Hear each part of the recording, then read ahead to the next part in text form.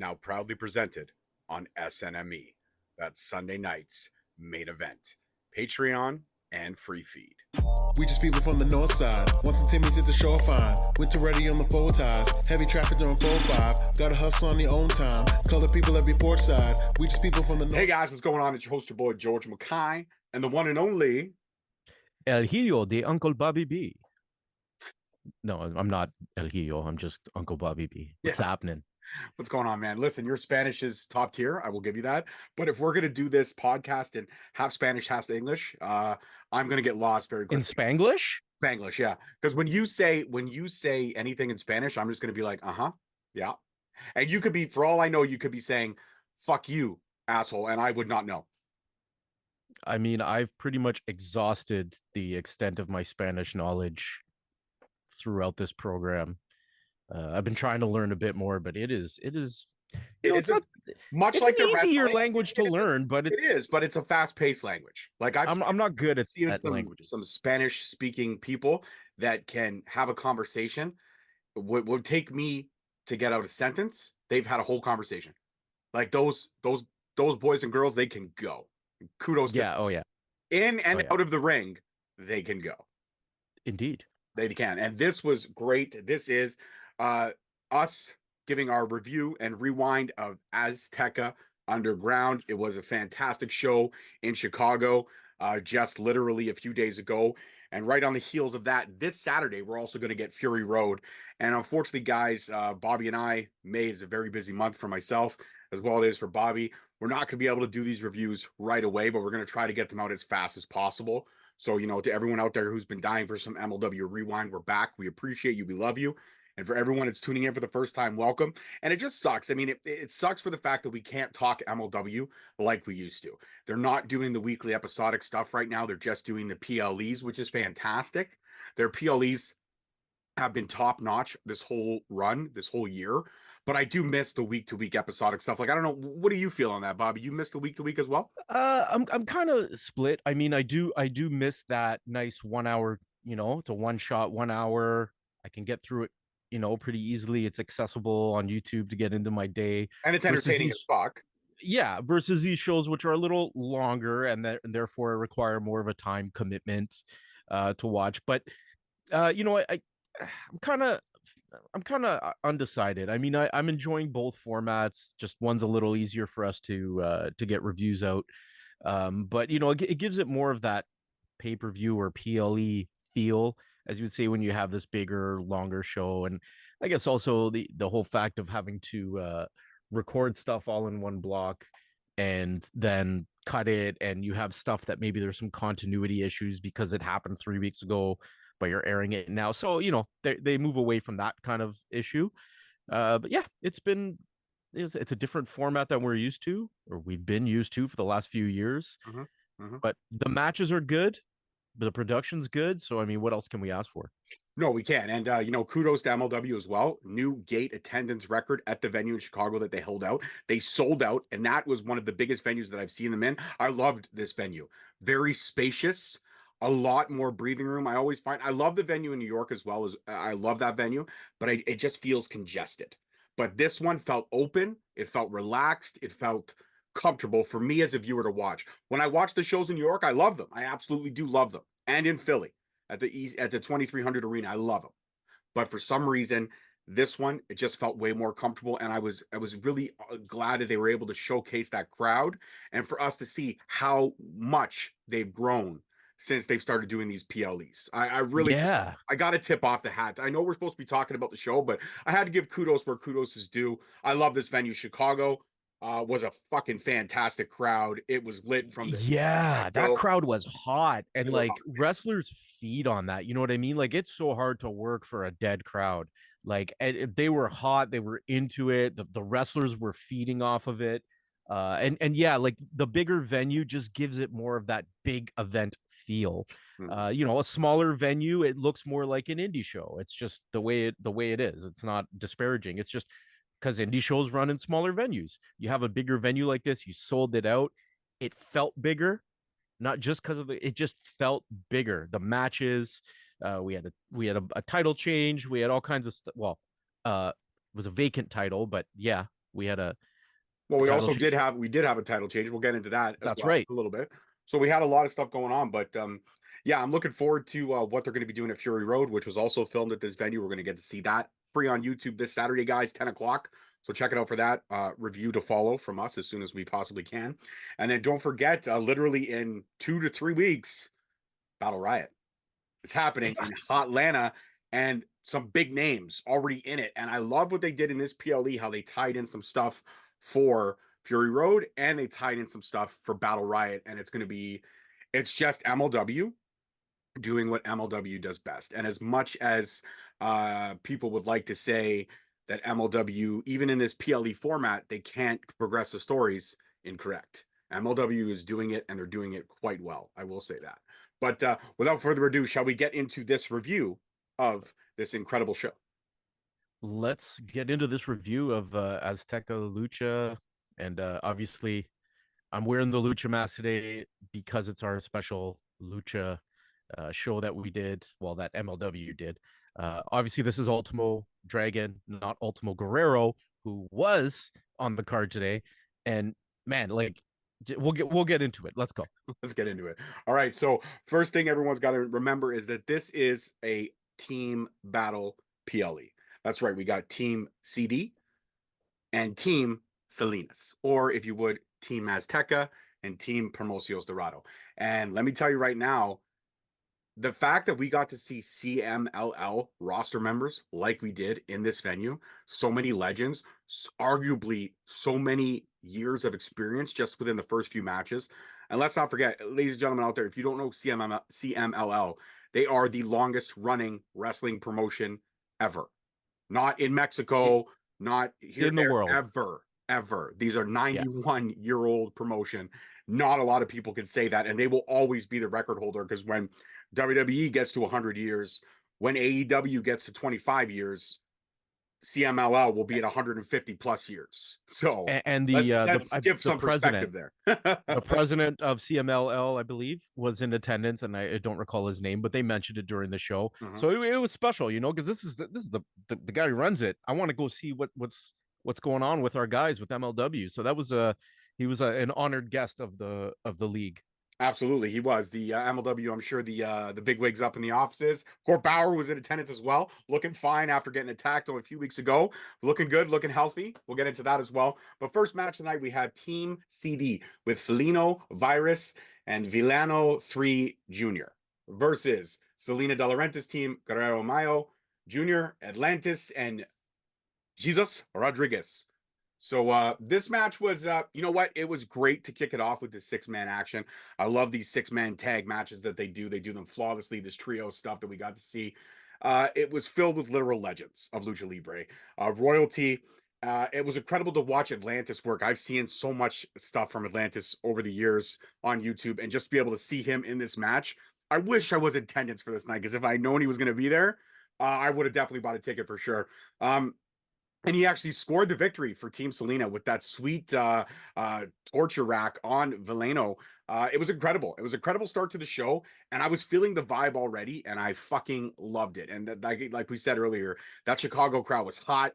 They came ready to cheer and boo their favorites, and they did not disappoint and let us down. And like I said, this trios match was great to see. And shout out to Jesus Rodriguez, man. A lot of people remember him for being Alberto Del Rio's valet and ring announcer, but this guy can go. And he had a combo in this match that was pretty damn fucking impressive.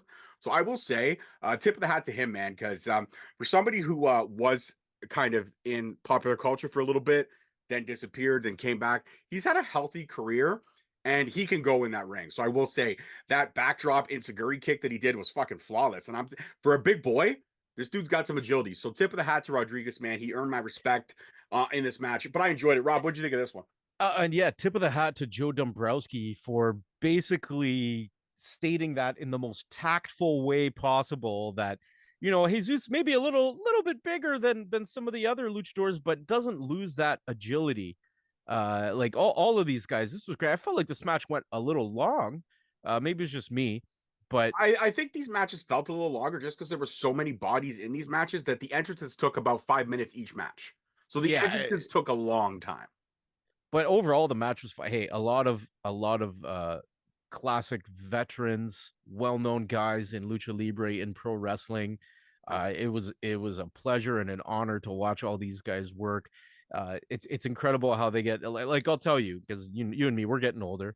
You do start to feel it as you get older, like just getting up.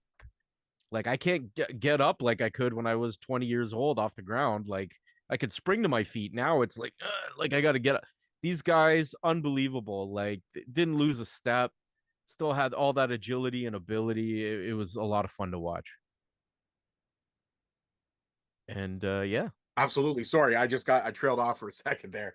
My apologies. I had a message come through. So yes, I agree with everything you said, 150%. And next match on the card is our openweight title fight. We got the human slaughterhouse, Ricky and Page. We can no longer say leader of the calling because he's not the leader of the calling. That is dead in the water. That has been decimated from the previous event versus a bad dude Tito for that openweight title.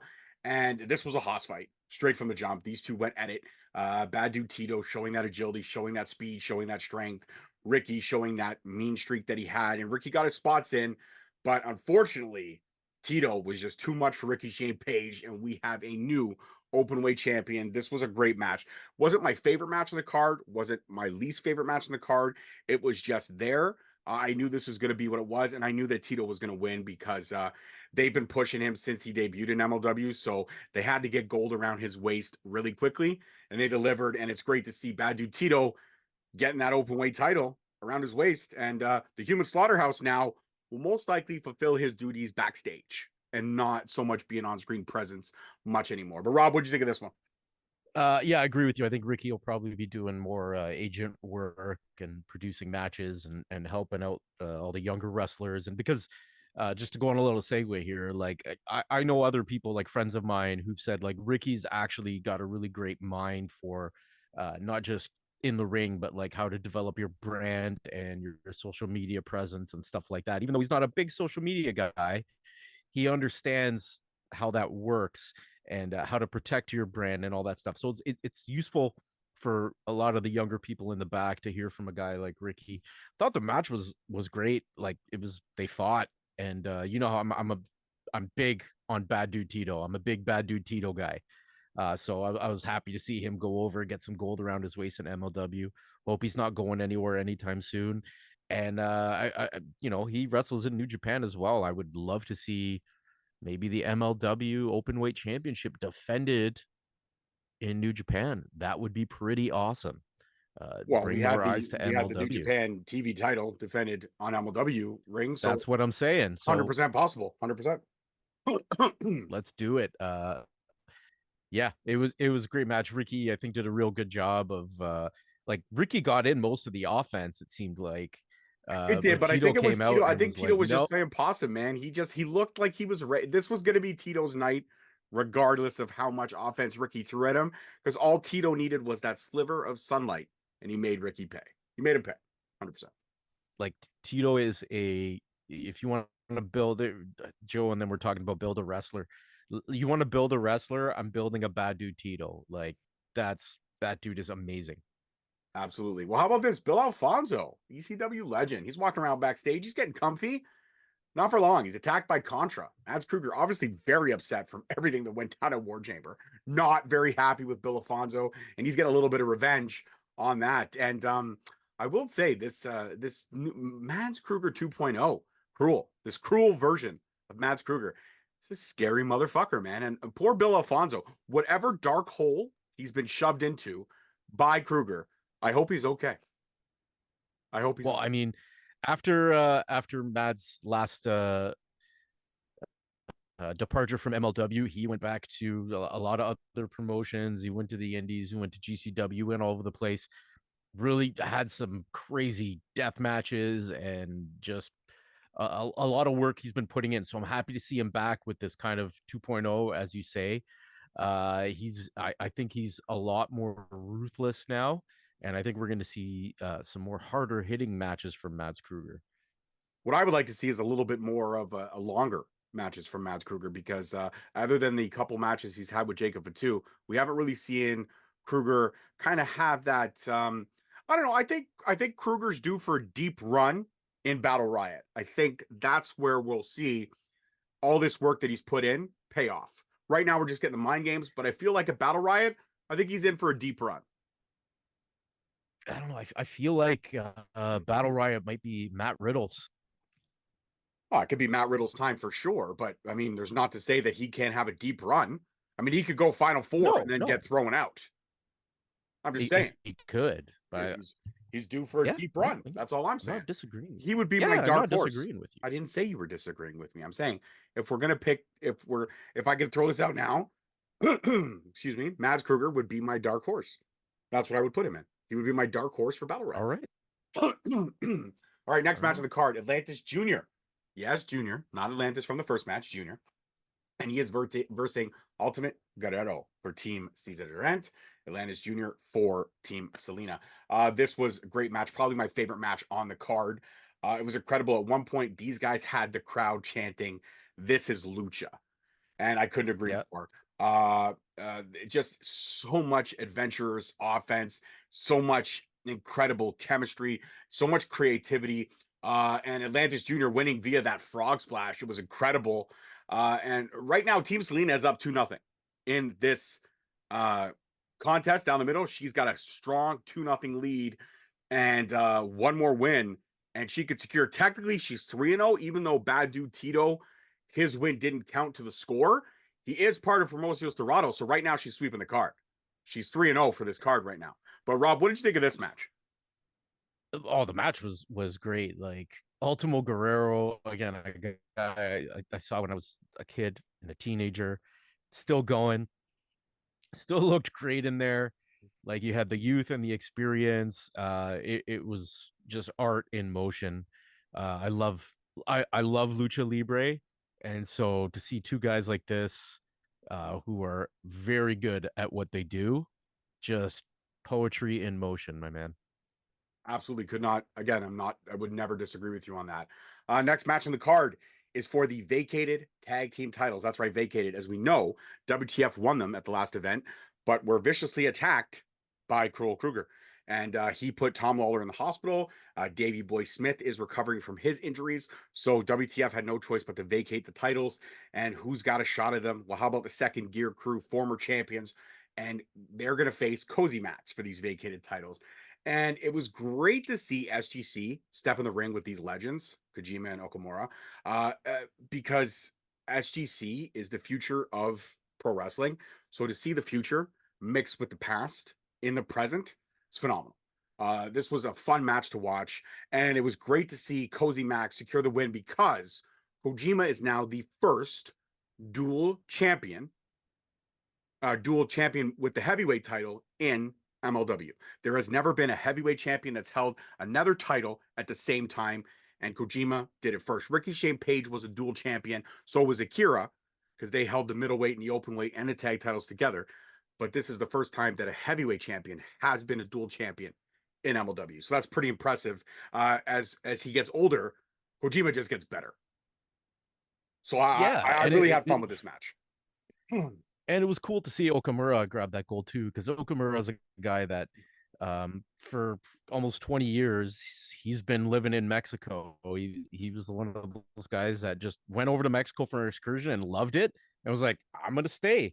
And New Japan and other places, whenever they send people down there on excursions, Shinsuke Nakamura, Hiroshi Tanahashi, other people, Okumura's been their handler that takes care of them and stuff like that. So he's not just contributed in the ring, he's contributed out of it over the course of his long career. So it's nice to see him getting some gold with Kojima. He hit the cozy cutter that ended the match as well. So and I really enjoy Okumura's work. I think it's awesome when somebody can transplant themselves to a totally different culture and get over there in pro wrestling. That's awesome to me. Just like, the Gaijins do in Japan. I think that's great. So yeah, I enjoyed this match, and I had no issues. As much as I'm a big SGC guy, I had no issues with Cozy Max being the champions. SGC are not going anywhere. They're just having banger matches. They don't really need gold to be over. So let's go, Cozy Max. Absolutely. Next match on the card, Josh Bishop versing the undefeated in MLW, Matt Riddle. And Riddle makes very quick work of Josh Bishop. wins being the somersault swanton, which was incredible to see. Matt Riddle's agility in when Matt Riddle's on, fuck is he on, and is he dangerous? And he's still undefeated in MLW. And how about this? Joe Dombrowski tries to get a few words with Matt Riddle, who is viciously attacked by Sami Callihan. And then he calls Riddle a stupid little bitch after he pretty much bullies Joe Dombrowski to put the mic in his face. Mic face. Shut up, Dombrowski. Joe was verbally, viciously assaulted by Sami Callihan. But you know what? As much as Callihan focused on Joe Dombrowski and making sure the mic was positioned in his face, gave Matt Riddle a lot of time to recover, and he comes back. These two are beating each other, and it's pretty much just Sami Callihan doing what Sami Callihan does best. Matt Riddle is saying that Battle Riot's going to be his time. He wants to go on to beat Kojima. He wants to go on to become the new MLW champion because he never did that when he was here the first time around.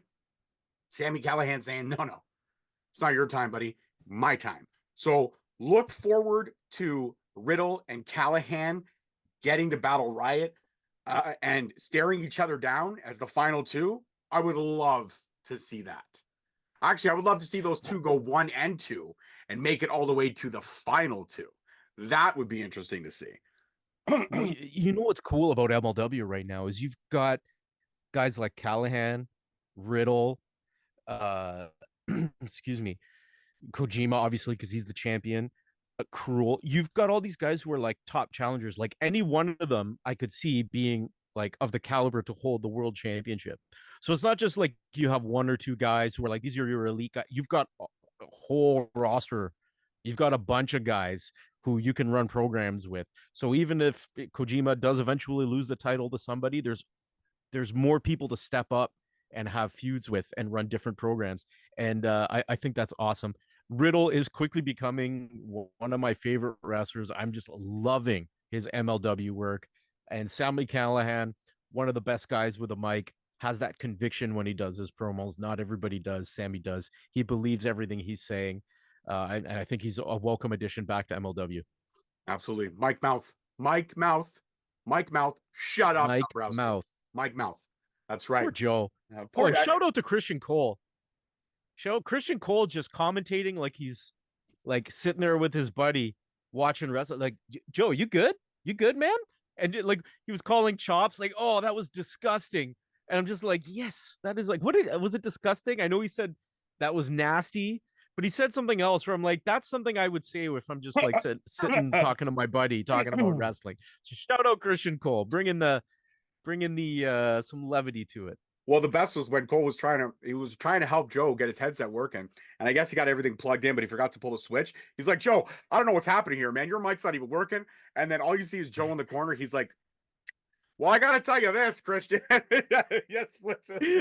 And Joe going, I got to push in buttons that were pulled out. I got to pull out buttons that were pushed in. I got Sami Callihan all over me. So that too. I popped for that. I did too. I got Sami on me.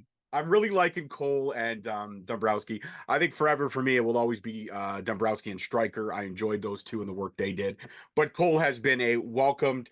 At first, I wasn't completely sold on him, I'll be honest. But as he's gotten more and more comfortable, I guess, in his skin in MLW, I've enjoyed the work that they've done together. But forever, I will always, Dombrowski and Stryker, that was a different level of amazingness. Different level. Yeah, Stryker he knew how to be like there's more to being a kind of a heel commentator than just siding with the heels. Like he knew how to do it. I wouldn't say he was like Bobby Heenan level, but he had that I don't think there's anybody that could be Bobby Heenan level. No, nobody's only one Bobby Heenan. Absolutely. But he understood it, the way Bobby did. So, absolutely. Yeah. I would even say he was I would put him in the favor of a Bobby Heenan. I would even say a Jesse Ventura. When Jesse Ventura was on. Yeah, Jesse was a great heel commentator. Great heel commentator. All right, next match on the card. So the last 2 matches, they did not go towards the final scores, as did the Openweight title fight. Those matches were completely separate between the battle between Team Selena and Team Cesar. This is the next match on the card.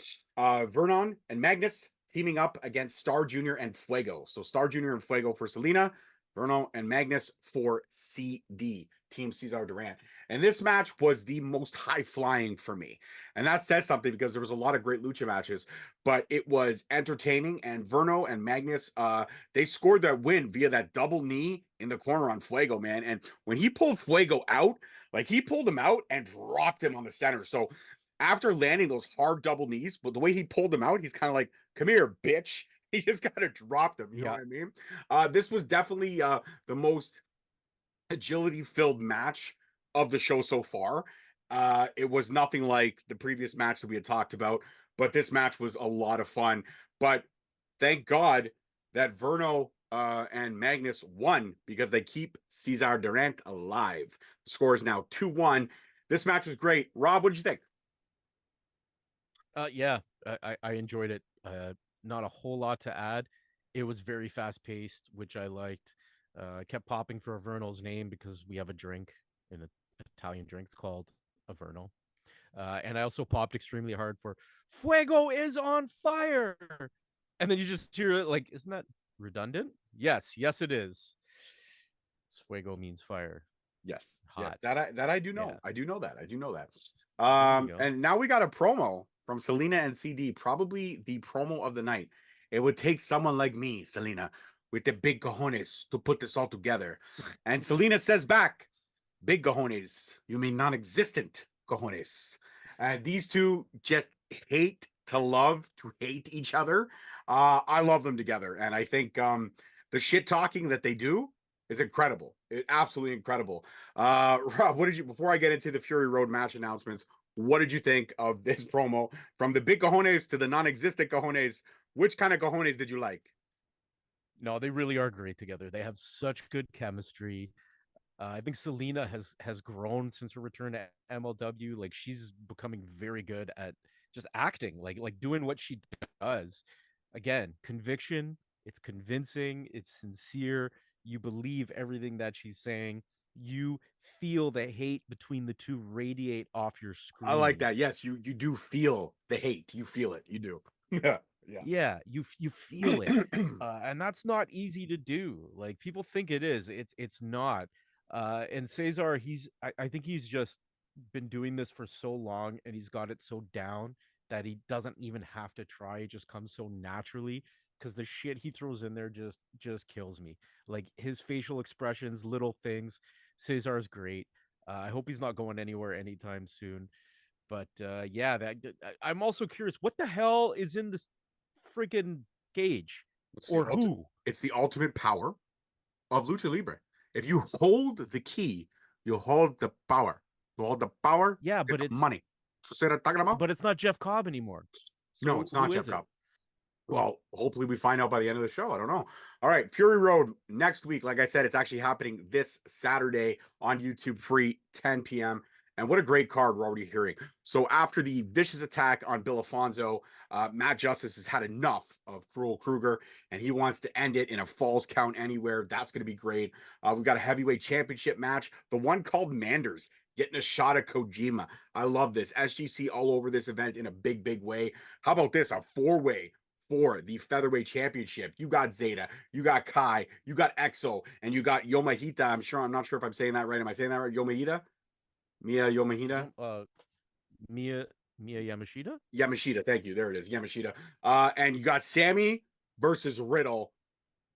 God fucking damn. If this is a free card on YouTube, for fuck's sakes, ladies and gentlemen, please watch this shit. These are 4 bangers, and you know they're going to have a couple other great matches as well, but these are 4 fucking bangers that you're getting a steal. You're getting a fucking steal of a deal because it's free.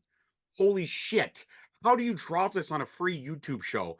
Kudos to MLW because fuck me, that is impressive. Rob, what do you got? Yeah. Oh, fantastic. This card is shaping up to be something special. I'm stoked. I can't wait to watch it, and it's free. It's free. Exactly. What's not to love? I can't think of anything. Right? Mm-hmm. I can't. Well, how about this? I'm about to love this main event for the middleweight title. Mistico, representing Team Cesar Durant, going up against El Barbaro Cannavaro from Team Selena. Now, we've seen both of these guys before. Mystico is impressive. Barbaro is dangerous. And this match actually replaces my other favorite match. This was match of the night. This was a goddamn main event. This is what main events are about, ladies and gentlemen. You put these two in the card. These two put butts in the seats. These two literally hit each other with every viable part of their body that they possibly could. And just when you think there was a way for one of them to win, they kicked out 2.9 seconds. So many close calls, so many near falls. Incredible match. And Mistico finally winning via that tilt-a-whirl. There we go. Tilt-a-whirl armbar. And he finally wins it. And now we have a draw. Selena and Cesar Durant are 2 apiece. So CD, Jesus Christ. ZD is in the back and he is celebrating. He's popping champagne and he's telling Selena, you know, this has been great. And Selena says, well, how about a rematch? That's the only way you could do it. You got to think of the money. You got to think of everything. And then Court Bauer shows up. Court Bauer showing up, telling CD doing his best friend. MSL impression. Yeah, man, his best Did friend. you notice he sounded like MSL? Absolutely did. He's like, here's your cut of the door. Cesar Durant's counting the money. His eyes are lighting up. And in that time, Selena steals the key. She's running towards the door. CD says he's going to make her pay. He's chasing her down. She opens the door. And what's behind the door? It's Lucha henchmen. And they kidnap her all over again. And CD slams the door. He locks it shut. He looks at the camera and he says, now it's time to bring on the violence. And that's it. So was that the plan all along, that he knew she would get it in somehow? Yes. He knew that if she didn't win, if she won, he would have given her the key. She would open the door and got kidnapped. If she didn't win, knowing Selena like CD does, he knew she would find a way to try to steal the key because she had to see what was behind the door. She had to, because even during the promo, if you remember, she ran back to try to see if the door was unlocked. So she was desperate to know what was behind that door. So regardless of the fact, this was the plan all along, and now CD has removed Selena for the moment from she is no longer his problem right now. And that's just it. So him and Court Bauer could be best friends. They could make more money at the gate. They could be happy, and everybody's good. But Rob, what did you think of the main event? Or what did you think of Selena De La Renta now being kidnapped again by Cesar Durant? Main event was a lot of fun. Crowd was super into it. Barbaro Cavernario is a little bit different because he is not your typical luchador. He's more of a fighter, like a Black Taurus, like more of a beat the shit out of you than he's a brawler. He's a brawler for sure. In typical lucha style. So it was a different dynamic to that match, but the crowd was so behind Mistico. Like unbelievable. That guy obviously top draw in Mexico for many years. So this was the Chicago crowd. Hats off to them. That's the most active crowd we've seen at an MLW show in some time. I don't know if it was just the size or the people, because I don't think they'd been to Chicago in some time. I could be wrong on that, but they're definitely going back. And the match was fantastic. Great way to end the show. Mistico retains. Selena is kidnapped. What's going to happen now? We don't know. I love that. Mistico retains. Selena is kidnapped. Selena is kidnapped. I gotta say, title retained. We have a kidnapping. It's a typical MLW. It's pro wrestling. That is the most pro wrestling shit ever. Absolutely. Title changed, and we had a kidnapping. Yep. Right? Like it's either a soap opera or wrestling.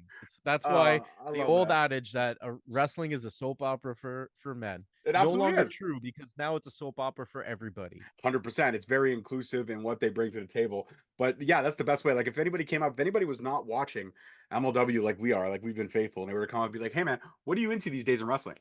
Buddy, I'm in MLW. Why? Well, think about it. Last show we had a title defense, somebody retained, and Selena got kidnapped. I mean, that's the best way to describe it. What do you mean? Who's Selena? Why'd she get kidnapped? Go watch it. Watch it, enjoy it, soak it in, and then come back for more. And then you know what? Go back through the archives and watch everything else that led up to Selena getting kidnapped again. Not the first time, second time. Of course, I was a little bit upset though that they did not put the potato sack over her head like the first time around. I thought they kind of phoned this kidnapping in. Am I wrong to say that? Like they phoned this one in. It wasn't CD's best kidnapping. It wasn't. Not his best, no. No, not as bad. He's done better. He's done better abductions. 100%. I still think my favorite Cesar Durant, the whole any moment from his time in MLW probably had to be the expose and connecting all the money dots. Like, where is the money? Where is it coming? I fucking loved it. I loved it. That was great. Oh my god, that was so great. That one and who is behind Boomaye. Those were probably my two favorite exposés done by former MLW correspondent Alicia Atout, and then done by Boomaye, done by Joe Dombrowski. MLW knows how to entertain. They know how to surprise. They know how to make you feel like a kid again, yet cheer for your heroes and boo your villains. And they know how to bring in this incredible talent and have these working relationships. Everyone talks about AEW being the one to open the forbidden door. If you go down through the history books, MLW in their first run before they closed up shop for a few years and came back, they actually unlocked the forbidden door. If you really want to play that game, MLW unlocked the forbidden door. AEW just kind of took the formula and made it more mainstream, but MLW did it first, and I'll put my stamp on it. You could argue WCW did that first. Actually, you know what? You're right. You're right. You're right. Japan. You're right. No, if you want to talk Forbidden Door, WCW did do it first. WWE tried to do it, but they didn't do it successfully. No, they did not. And yeah, it's funny because I was just talking about that today because Donnie interviewed Eric Bischoff, and we were talking about WCW. So yeah, right on. If you don't know what Rob's talking about, fellow, that would be Sunday night's main event. Check that out where you can hear MLW Rewind alongside many other fantastic shows. Yeah, and on the main event, Donnie De Silva, podcaster for a few years, has been around the block a few times. He interviewed the great Eric Bischoff, so it should be an amazing conversation. Trying to get on there to talk about MLW sometime soon. You're gonna get on there? I'm gonna try. Fucking do it up. I'm gonna try. We'll see what happens. Absolutely. I was on there with Boris a few times. It's fun. Being on the main show, it's fun. It's a good time. Absolutely. All right, guys. That's it for this one. Peace, love, and wrestling. We'll have our Fury Road review next week, midweek. So keep tuned for that. And shout out to all the YouTube subscribers, man. I don't know what's happening lately, but the last couple of weeks have been really good for us. We're at 910 subscribers. We are literally 90 away. So that's incredible. That's incredible. Thank you. What are we gonna do for the 1,000? Huh? What are we gonna do for the 1,000? I don't know. We're gonna have to think of something. We'll do something. We'll do something. We'll have to get a big guest. I'll have to get a big guest. All right. Well, while Rob ponders that, I will say goodbye. Peace, love, and wrestling. See you guys next time. Adios, muchachos. We just people from the north side. Once the Timmy's at the shore fine. Winter ready on the four ties. Heavy traffic during 4-5. Gotta hustle on your own time. Color people every port side. We just people from